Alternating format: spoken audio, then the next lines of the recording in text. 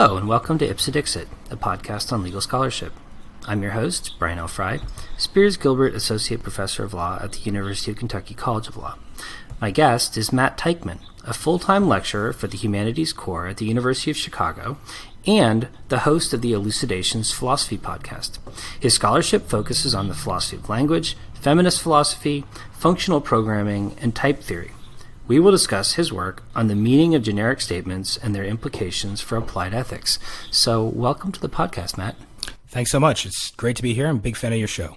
Well, as you know, your show Elucidations was one of the inspirations and models for this program and for me starting podcasting myself. So it's especially exciting for me to have you on the show because your approach to podcasting with philosophers was really influential on the way that I thought about and have been thinking about how I wanted to interview legal scholars. So I just wanted to say thanks a lot. It's been a real inspiration for me. You were totally making me blush, and now I'm wondering how much reciprocal fanboying we can get away with before the listeners decide to murder us. Well, let's start with some substance then.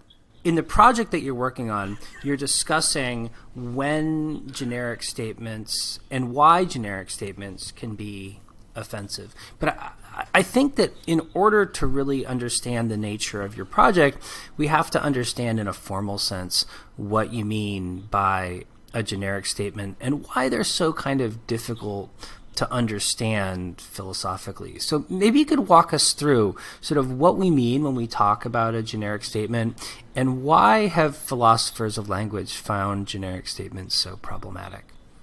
Yeah, so generic statement is a bit of academic jargon, but you can think of it intuitively as a loose generalization as opposed to a strict generalization. And the example I like to give here is birds fly. So birds fly is the most boring statement in the world. Nobody would ever dispute that birds indeed do fly. And if you were talking to a little child and trying to explain to them what a bird was, you might very well say birds fly as part of the explanation of what a bird was. But there's a weird thing, which is that there appear to be some exceptions to it. So ostriches are birds, and they don't fly, and penguins are birds, they don't fly, and emus are also birds that do not fly.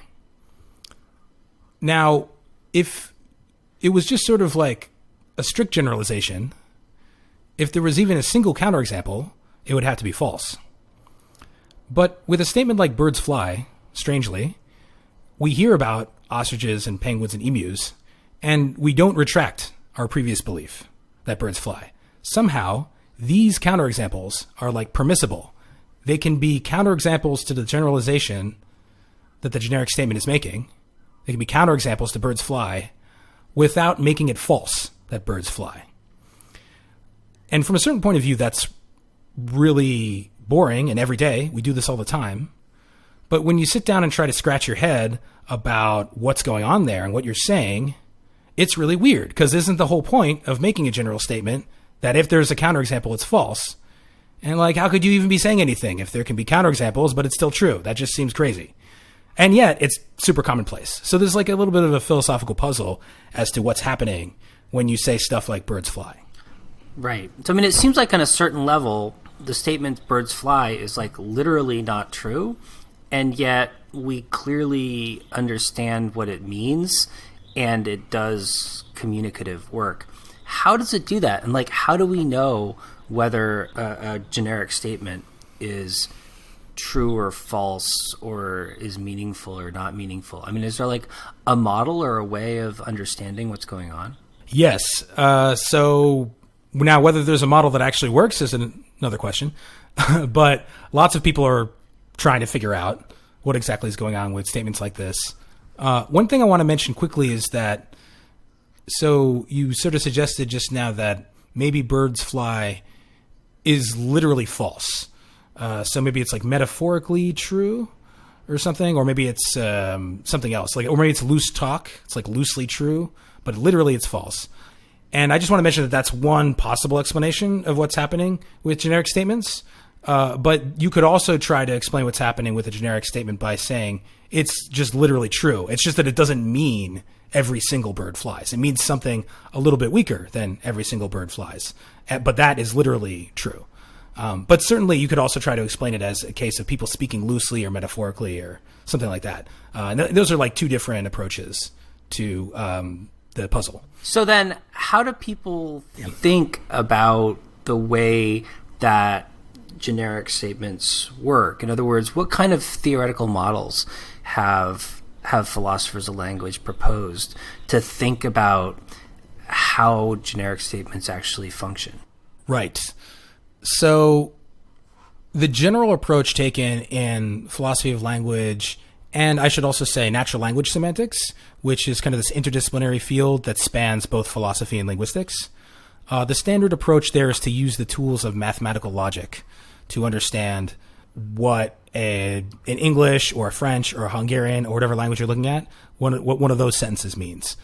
Because the tools of mathematical logic are useful for being super precise about meaning. You don't have to lean on any wishy-washy, squishy, different intuitions people might have in different contexts about what something means. You can work with a more precise toolkit. And of course, this is going to be tricky with something like a generic statement, because when you're in the messy world of a human language, things don't always seem to be as precise as they are in a formal mathematical logic, computer language type language. But the game is to try to explain what's happening in a human language as just a really complicated, messy, but still ultimately at a low level precise computer language type thing. But that would be the general framework that people choose to use to analyze languages. If you have any computer programmer listeners, I would actually draw an analogy to compiling a computer language. So what happens when a compiler reads in a statement of a computer programming language is it first parses the statement. That is to say, it tries to figure out how the user constructed the statement, and then it tries to assign a meaning to the statement, i.e., set the variable to this value, and then increment it, or whatever. And that's pretty much the same way that linguists and philosophers of language approach something like English. It's almost like it's a really, really, really complicated, hairy version of like Python or something. In your project, you're talking about generic statements in relation to groups of people, and specifically how and why generic statements might be offensive. So how does that work, and how does the sort of linguistic theory help us, or philosophy of language help us understand sort of, or break down the nature of offensiveness in language? Not everybody agrees with this, but my position is you have to take a stand on what generic statements generally mean, of like what you're saying when you say something like birds fly or bears hibernate in the winter or statements like that. You have to have a somewhat worked out view of what those statements mean in order to explain why the ones about groups of people are or are not offensive. And I think the basic reason for that is that an offensive generalization about a group of people, if it's offensive, has to be offensive just precisely because of what you're saying about the group of people. That's the type of case I'm interested in. I should mention I'm, like, at least in this paper, not looking at generic statements that are offensive because they have like a racial or ethnic slur in them, because that's really a different phenomenon. I've done different work on that.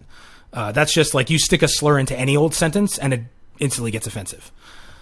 But there's another kind of class of morally, politically offensive statements about groups of people that are offensive precisely because of what you're saying. So I think this is a case where the kind of linguists' questions about what you're saying when you say one of these things interact with the moral and political questions, because the reason the offensive ones are offensive is precisely because of what the person is saying using them. So what are our options then from a sort of philosophy of language standpoint in relation to thinking about how generic statements work? I mean, are there multiple different ways of kind of conceptualizing what they are and what they do?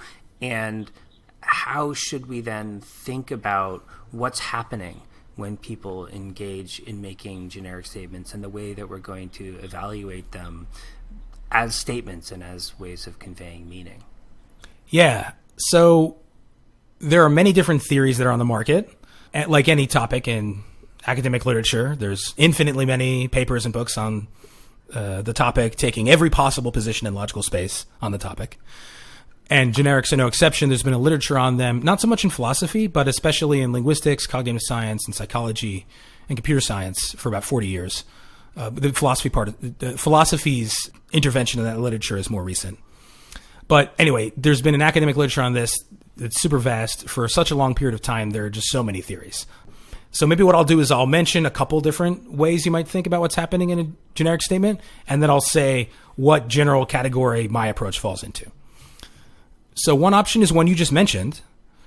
You mentioned the kind of like loose talk theory, or you might call it the metaphor theory of generic statements. When I say birds fly, I'm like not speaking literally. Literally, it's false because there are some birds that don't fly. But in context, maybe I'm suggesting metaphorically something else, or I'm implicitly saying something else, and that thing is true. So let's just call that like a loose talk approach. That's one approach. Another type of approach is to try to find another kind of statement that people make in whatever, any of the languages we're looking at, English, Japanese, Chinese, French, that means the same thing. And then if we find another type of statement that means basically exactly the same thing, that's a way to clarify what a generic statement means. So, for example, this ends up not working, and we could talk about why if people are interested. But if it turned out that birds fly was exactly synonymous with most birds fly, which seems initially plausible, that would be an approach to understanding what birds fly means. Because we have lots of theories about what most means. Probably means something roughly like more than half. So, and you can like mathematically define what more than half means. At least if you're looking at finite quantities. You can do it with infinite too, but that's a rabbit hole. So, anyway, that would be one way of explaining what birds fly means. You'd be kind of reducing it to another type of statement. And that exact example turns out not to work, but there might be other options. You might try to reduce generic statements to like majority statements or some other kind of thing. Another approach that falls in that category would be like a normality theory. So maybe birds fly is just shorthand for saying every normal bird flies. And the penguins and the emus and the whatever, they're somehow abnormal. And that's why they're permissible exceptions. Another approach that people have taken is to use the apparatus of probability and statistics to analyze generic statements. So, I'll just take one random example. You might think that birds fly means for every entity, if it's a bird, that raises the probability that it's going to fly. So something like that. You could try to cash out what these types of statements mean using probability language. And we have mathematical theories of probability that are super well studied that we can, if we can make this work, we can plug our count of generics kind of into those. And that's potentially cool if that works. There's also more minimal views about what a generic statement is saying. So it could just be one view that's out there is that when you say birds fly, you're kind of you're basically just saying like some proportion of birds fly, and you're leaving it open to context to fill in what the proportion is. In some contexts, a high proportion will be supplied, and in other contexts, a lower proportion will be supplied. And so the literal meaning of birds fly is pretty underspecified. But in a particular context, some percentage thresholds become more salient than others. And that's what explains the different things, the different proportions of things that might have to have the property in order for the statement to be true, et cetera, et cetera. So, okay, as with any academic topic, there's like a million views out there. And I'll just mention that the view that I favor, although this is, of course, actively under debate, I would classify as a kind of normality theory. So I think that birds fly more or less means there's a normal way for birds to be, And part of that normal way for birds to be is to fly. A metaphor I like to use for this is that of the blueprint. So there's like a blueprint for being a bird, and part of the blueprint for being a bird is to fly. And then the exceptions to the statement are going to be animals that are birds, but which for some reason, maybe due to intervening circumstances or some kind of accident, are going to end up not totally following their blueprint. So totally following your blueprint isn't absolutely required. It's not guaranteed. Maybe it happens like Aristotle would say it happens, quote unquote, for the most part. But it doesn't happen across the board because we can't predict in advance what weird accidents are going to interfere with causal mechanisms that are happening in the world. So I would classify my view about what birds fly means as a normality theory, but a normality theory, as it were, that's at the kind level. So it's about what's normal for bird kind, as it were, not about what's normal for an individual bird. Now, anyway, there's lots of cans of worms to get into there, but that's the rough outline. It seems like that's a slightly stronger claim than the most birds fly claim, in the sense that it's not depending on the majority. It's sort of saying that this is a robust category to which there might be some exceptions. Yeah, this is an interesting philosophical territory. So a normality theory falls under the category that logicians call intentional or modal. That is to say, it's the kind of meaning that you would try to capture using a modal logic rather than classical logic. And, okay, what's all this jargon mean?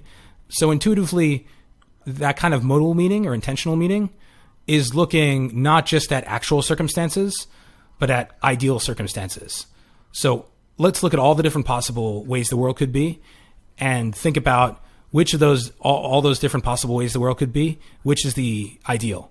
And logics that do that go outside of actual circumstances and look at merely possible hypothetical circumstances, behave very differently from logics that just look at what's actually the case empirically right now in the world currently. So it's a little hard. So your question was very interesting about whether it's logically weaker or stronger than most. It's a little hard to situate that way because most would just be an extensional statement. Most birds fly. That would just be a statement about the actual world currently right now. Like if we traveled around and looked at all the birds, checked if they flied. Whereas a statement about what's normal for birds is not just going to think about, or it's not just going to consider what's actually the case in the observable empirical world about birds. It's going to look at, or it's going to consider other possible ways things could have gone for birds and alternate circumstances that didn't obtain. Well, let's move on to talk about your work on generic statements in relation to groups of people. So just to clarify, like, what exactly would that mean, and why is this a question that would raise concerns about the potential for offensiveness or generic statements being troubling? So, okay, so we were just talking about generic statements in the abstract about any old thing, but a lot of the generic statements that we use in everyday situations are generic statements about groups of people. And we don't always call them generic statements, but that's what they are. They're exactly the same kind of thing as birds fly. So some, I think, hopefully familiar sounding examples that I have on a list I wrote up here would be like, Dutch people love bikes. That's something you might say to somebody who's about to travel to the Netherlands. Australian people curse a lot. Now, I'm not taking a stand on whether that's actually true, but that is something that you hear people say about other groups of people. Australian people curse a lot. Christians value monogamy. Scandinavians are tall. So anyway, it's a general statement about a group of people that takes this form, like A's or B, like some things or something. So Scandinavians are tall. Australian people are profanity utterers, etc., etc. There's a lot of interest, I think, in popular culture about whether you should ever make a statement like this. Should you ever talk about a group of people? Or is that somehow not cool? And that's a topic in ethics that I think connects up in interesting ways to the philosophy of language literature on generics. And, where these kind of two areas of philosophy would really potentially benefit from talking to each other. So it sounds like the examples that you've given are largely unproblematic, whether it turns out that they happen to be true or false. What are reasons that we should be concerned about these kinds of statements, and why, if at all, should those concerns lead us to think that making generic statements of this kind might be sort of universally troubling? Yeah, so I'll give an example. I want to make it clear that I'm not uttering this example. In fact, I don't think it's something that one should believe or utter. It's not something I would recommend either believing or uttering. But this is an example that's sometimes used in the literature. So the example is the statement, Muslims are terrorists, which again, I do not endorse. But anyway, this is something you sometimes hear some people say, and which many of us, perhaps most of us, think is totally inappropriate to utter. We think it's furthering a pernicious stereotype about a disenfranchised group in the U.S., and we think it's bad to do that, and we think that saying stuff like this participates in that, in a political endeavor that we don't want to get behind. So anyway, that's one example of, I think, a very hot button generic statement where, we feel it's really morally problematic to just go around saying stuff like that. And you can probably imagine very similar examples about other minority groups. So to the extent we think that those kinds of generic statements about groups or people are troubling, why shouldn't that lead us to think that all generic statements about groups of people are equally troubling? I mean, should our concerns about that statement lead us to be equally concerned about statements like Dutch people like bikes? Yeah, I don't think so. You might want to get a second opinion on that from a Dutch person, but every Dutch person I've asked about it thinks, yeah, that's just true. We love bikes. What's the big deal?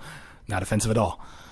But I think it's quite common to have a case like the terrorist example in mind and kind of generalize outward from there and think, no, this is really an iffy kind of statement. It's that one definitely it isn't cool to go around saying. And maybe we should, just to be safe, we should never say any of these types of statements.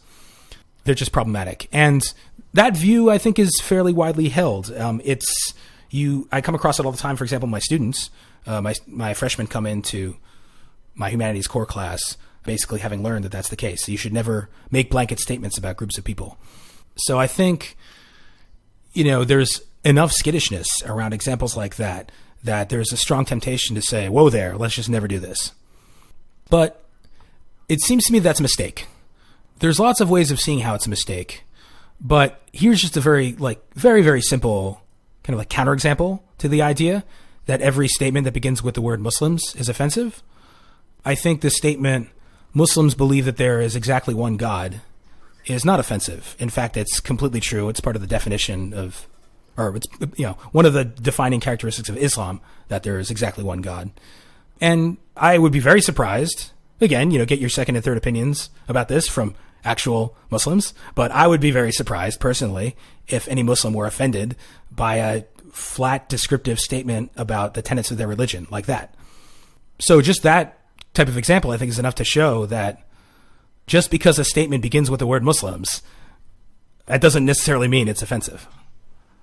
So it sounds like there might be some circumstances where generic statements about groups of people would be offensive, and other generic statements where they would be neutral or unproblematic.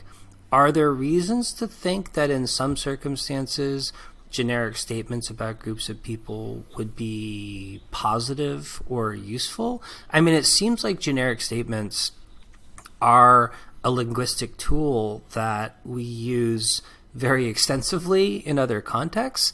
And so I wonder whether that might not suggest that in this context there might be areas where it could be useful in a similar way.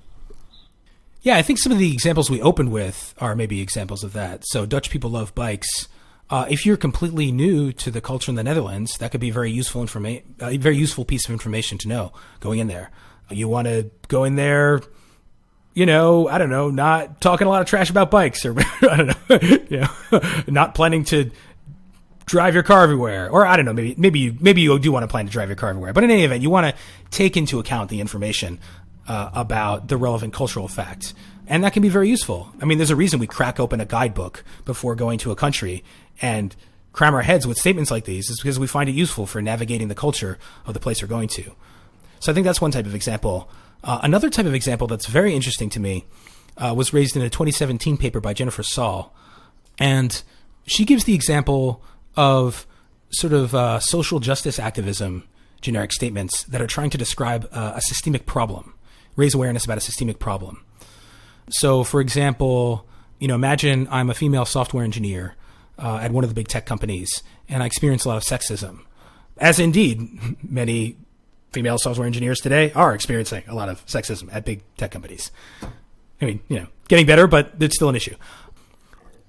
Well, I might want to raise consciousness about this phenomenon by saying things like software engineers are sexist, or software engineers at XYZ company are sexist, or male software engineers are sexist, or whatever the example is.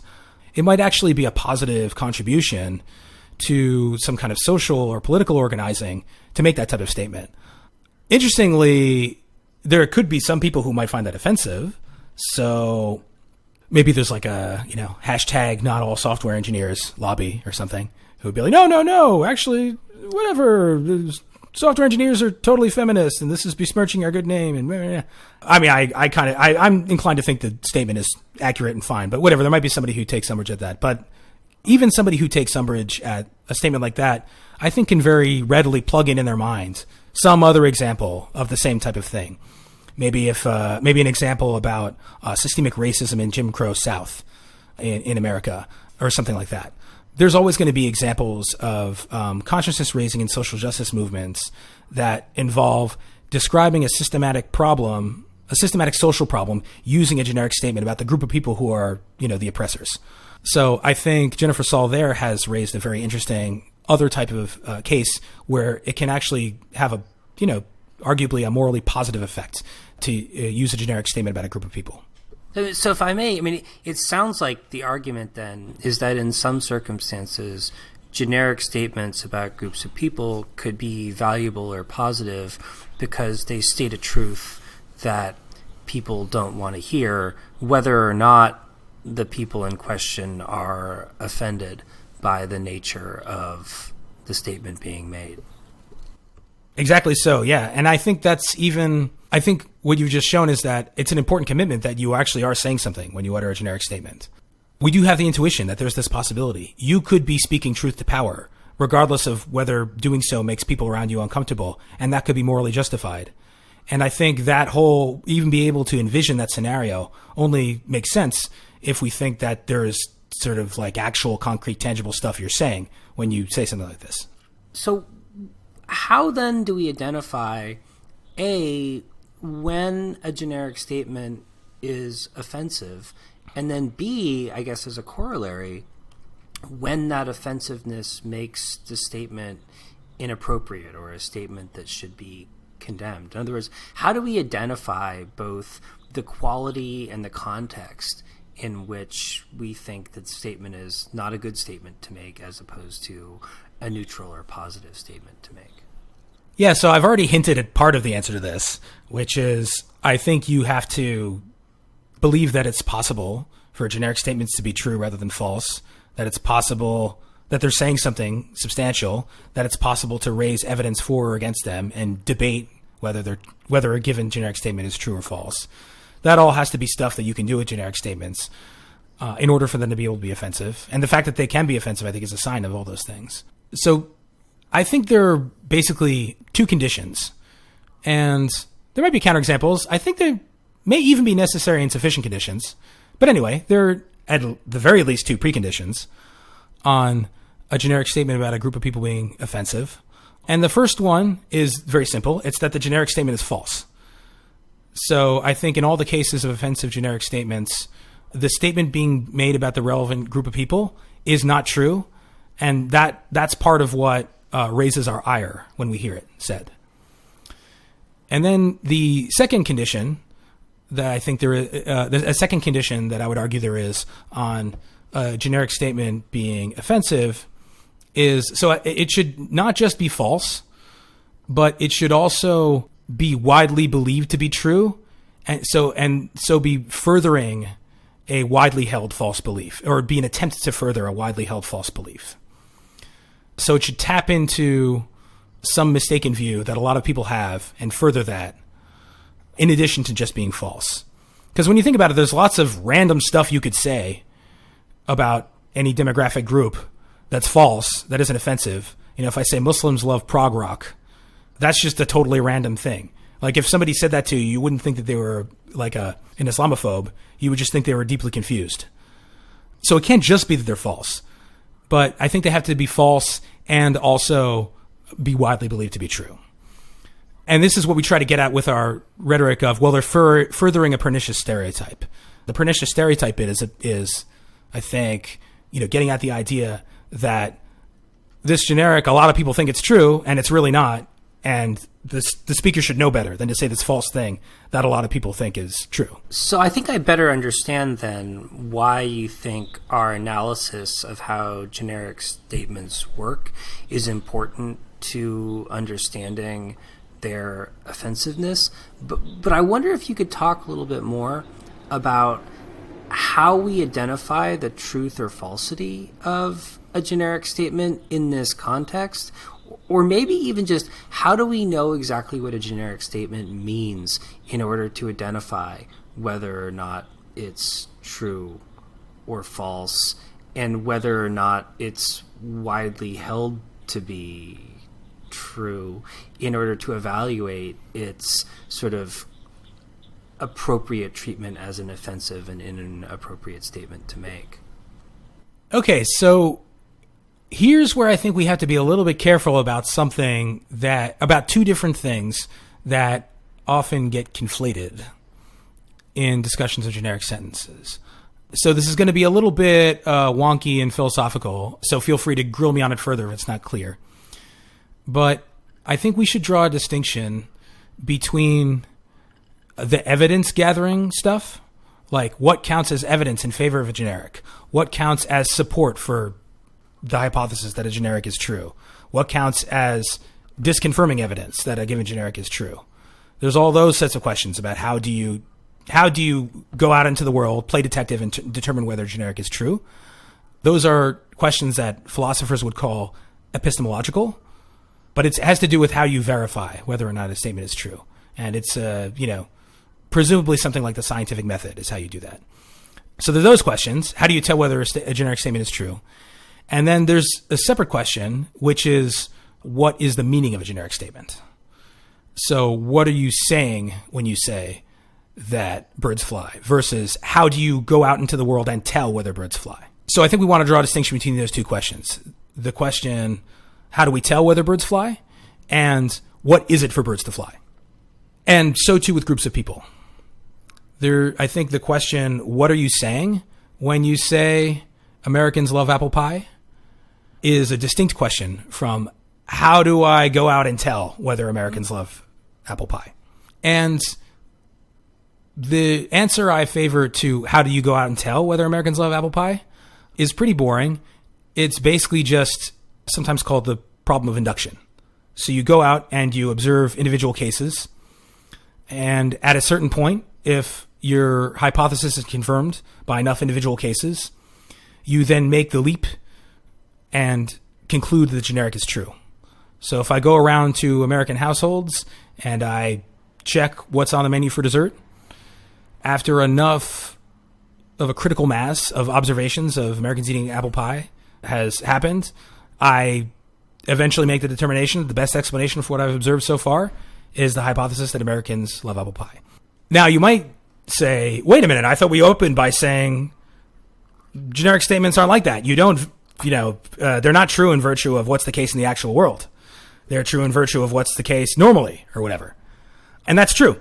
But this is just an example of how you go out and tell whether a statement is true being different from what the statement is saying.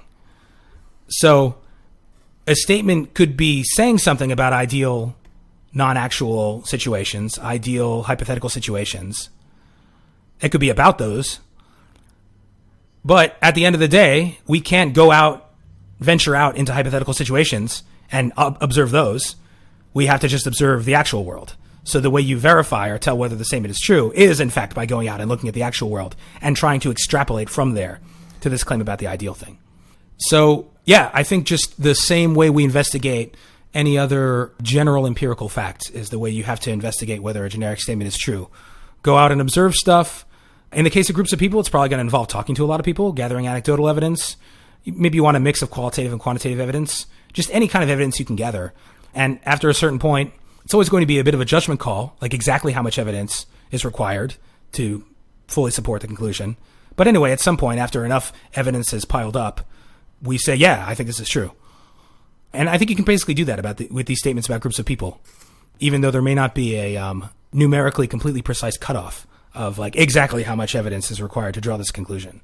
But then what about the meaning of the statements? Because that does seem like a different question. When you say Americans love apple pie, I mean, that doesn't necessarily strike me in context as being a statement about what people want to have for dessert so much as a sort of meaning-laden statement about a concept of Americanness.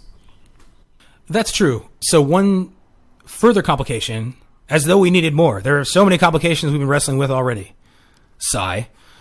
One further complication that I've been pretending isn't there is that in practice, when we say stuff to each other, we usually don't mean exactly what we literally said. In context, we often mean something that was just implied. That it's probably somehow related to what we literally said. It probably doesn't have nothing to do with what we literally said. But it's not exactly the same thing as what we literally said. If people are looking for fun reading on this, I think Paul Grice's Logic and Conversation lectures are a really fun read on it.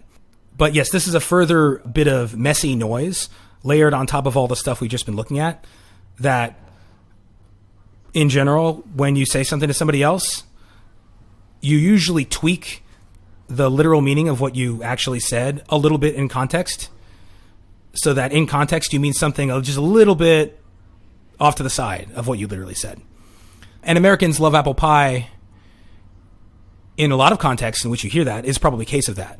It's probably not somebody, in Portugal advising a tourist who's coming to America to be prepared to eat a lot of apple pie. It's probably somebody who's drawing on, Americana tropes or something, Americana mythology, as you were just suggesting. So maybe the meaning and context of Americans love apple pie isn't literally Americans love apple pie. Maybe it's Americans value unpretentious, homegrown family values, pulling yourself up by your own bootstraps, all the stuff we think apple pie represents, whatever that is. So when we think about the offensiveness then of generic statements, should we be thinking about them in terms of their kind of literal linguistic meaning, or should we be thinking about them in terms of their contextual meaning in order to understand whether or not they would be offensive in a way that we would be troubled by? Right. So it's probably not going to surprise you to hear that I have sort of a two-stage view about this, just like I have a two-stage view about how to understand when they're offensive. You have to figure out what's going on with the literal meaning before you can figure out why they're offensive. I also have sort of a two-stage view about implied meaning. So I think implied meanings are derived in context from the literal meaning, and the literal meaning is sort of a starting point. And the implied meaning can eventually get very far from the literal meaning, but the literal meaning is still a starting point. So in order to the basic idea from that paper I alluded to by Paul Grice is you start with the literal meaning, and then you bring in background knowledge about the speaker and the addressee. You bring in background knowledge about their lives, how they both got here, and crucially, what they're doing in the moment. And you factor all that knowledge in to see what slight variation on what was literally said best fits your knowledge of what you're both doing, and the assumption that the person you're talking to isn't just messing with you. So he has these like maxims of conversation, which are basically shorthand for, let's assume the person I'm talking to isn't messing with me. So in the case of offensive generic statements, do we worry about the literal meaning? Do we worry about the implied meaning? At the end of the day, the thing you actually mean in context is the implied meaning. you don't really mean the literal meaning when the implied meaning diverges from it. So at the end of the day, it's the implied meaning that's going to get to be either offensive or non-offensive. But in order to figure out how the implied meaning is derived in context, you need to tell a story about that in terms of the literal meaning. So I think you have to factor both in. But at the end of the day, it's going to be what you actually meant in context. That's either offensive or not. So Matt, I guess in closing, I wonder if you could reflect a little bit on how this framework for thinking about generic statements in the context of talking about groups of people helps us better identify whether and when we think particular kinds of statements should be disapproved or approved. Well, one positive effect of this discussion, I think we can see already in Jennifer Saul's counterexample. So at least in a lot of quarters, the received wisdom on generic statements about groups of people is never utter them. But just by thinking about a couple more cases other than the ones we're used to thinking about, we've already seen that there is a positive and productive role that they can play in furthering the political aims we maybe want to further. So that's a positive consequence. I think our general theoretical views about what you should or shouldn't do and what's politically offensive or inoffensive to do, we want to try to have those track the facts about what actually is offensive.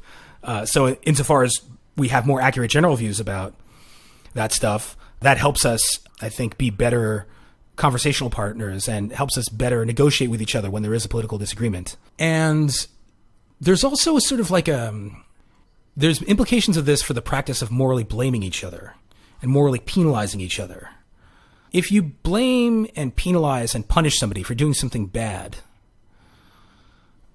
which we can think about, like what we think about those practices, whether we approve of them or not. But let's assume that everybody does that. If you're going to engage in those practices, it seems to me that, if you're going to blame somebody for doing something wrong, it seems to me that you're under an obligation to have a pretty rigorous understanding of why the thing they did was wrong, according to you. So, and this is something we're happy to do in lots of, I think, legal situations. And it's also something the ethicists are very happy to do. So this is just a territory in making statements about groups of people where we haven't thought that much about when is it bad and why is it bad when it's bad. Despite the fact that these are moves that we have to make in the conversations we want to have in order to resolve, any sort of political conflicts that might arise, especially conflicts to do with some sort of political oppression. So I think this line of research is, of course, it's very intrinsically interesting, and you can get lost in the logical weeds, the formal, abstract, mathy weeds, till the cows come home. But I think it's also a socially important line of research, that potentially can really help clarify disagreements and discussions we're having, and make negotiating politically tense moments a lot smoother, which at least I would argue is important. Yeah, I mean, it seems like generic statements create the potential for a lot of ambiguity or misunderstanding because they draw so heavily on shared social context or potentially lack thereof in terms of generating meaning and the kind of meaning that they generate. And so it seems like one kind of counter reaction to them in the kind of context of talking about social groups is that, they create this potential for misunderstanding. And yet the fact that we rely on them so heavily in so many different contexts suggests that our discourse might be impoverished if we didn't have access to them in an important social and political context in which we want people to engage in discussion, but just don't want that discussion to be unproductive. Yeah, I totally agree with that. And one thing I wanted to mention about the possibility of miscommunication is I think there's a tendency to think of communication as this like all or nothing thing. Like I have my one chance to relay my thought to the other person. And if they don't understand me, that's it. They don't understand me forever. But in fact, humans have a superpower that maybe isn't celebrated quite as often as I think it should be, which is the superpower of like repairing a conversational interaction that went wrong. We can rewind and we can clarify. We can ask each other, wait a minute, what did you mean? We can, it's almost like navel gazing. It gets a bad rap, but it's kind of our superpower. We can take a step back and have a conversation about the conversation we just had and try to get clear about stuff that was confusing in it and then jump back into the first conversation. And this ability to pause the first conversation we're having and try to go back and fix any mechanical errors that took place in it is, I think, kind of all we need to resolve a big miscommunications that might happen if people are exchanging views about political issues. Great. Well, thanks so much, Matt. It's been really a pleasure talking to you about this fascinating philosophical problem and its practical implications for how we use different kinds of language in the real world. Thanks so much, Brian. And I want to plug to your listeners that you're going to come on my show in just a few weeks. So Ipsit Dixit listeners, stay tuned for my interview with Brian on my show Elucidations.